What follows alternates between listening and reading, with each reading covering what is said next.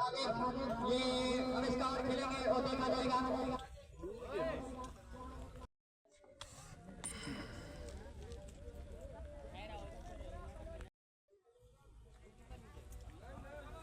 और यहाँ आविष्कार खेलेंगे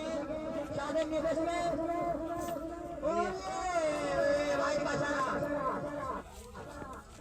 भाई का चला भाई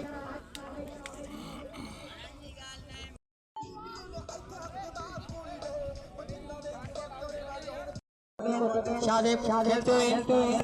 और ये खेल के लिए बॉल वाले कादे कमी और ये जल्दी इशारा और यहाँ पर दो मिलेंगे केंद्र ये पांच बॉल ये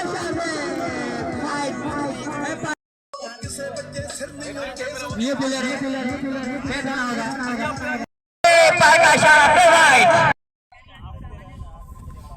जिथे तो बुधा नजी सांग मोकल भैया पांचवे का चालू है और ये शाबिब खेलने के लिए परमिश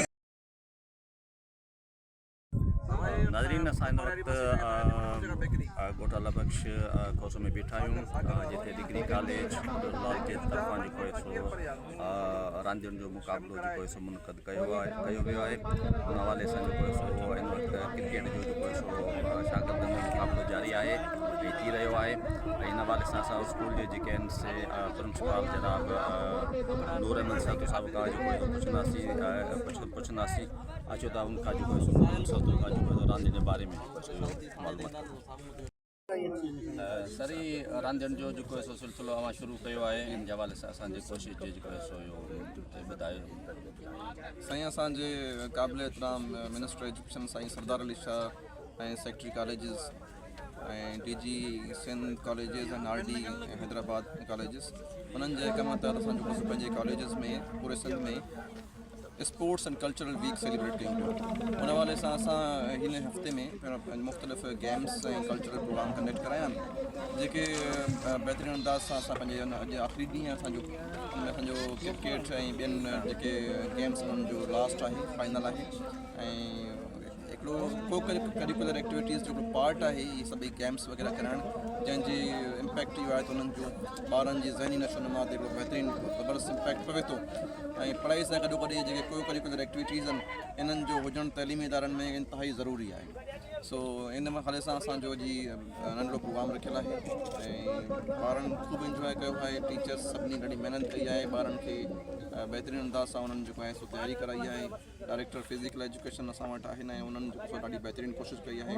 असांजो कॉलेज को एजुकेशन आहे जंहिंमें गर्ल्स बि पार्टिसिपेट कयो आहे उन्हनि जा असां सेपरेट प्रोग्राम कराया आहिनि ऐं बॉइज़ जा असां सेपरेट प्रोग्राम कराया जंहिंमें जॾहिं बि गर्ल्स जो करायासीं त बॉइज़ जो असां ऑफ कयोसीं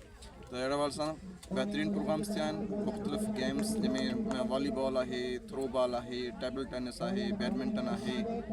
चेस आहे क्रिकेट आहे इहे सभई गेम्स ॿारनि बहितरीनु अंदाज़ सां कया आहिनि ऐं उन में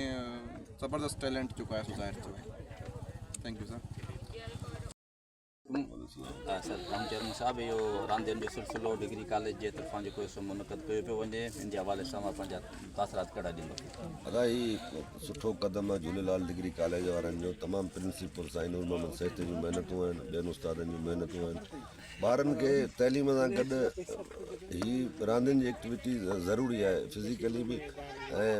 हर लिहाज़ खां ॿारनि में वधीक रुझान बि थींदो ऐं पढ़ाईअ ॾे बि तवजो पढ़ाई सां गॾु रांदि रूंद ज़रूरी आहे सुठो क़दम आहे इंशाअल्लाह ताला जेकॾहिं अॻिते बि को प्रोग्राम कंदा असां टूर्नामेंट या बिल्कुलु तावन सां गॾु रहंदो ऐं अहिड़ा प्रोग्राम हुअणु खपनि।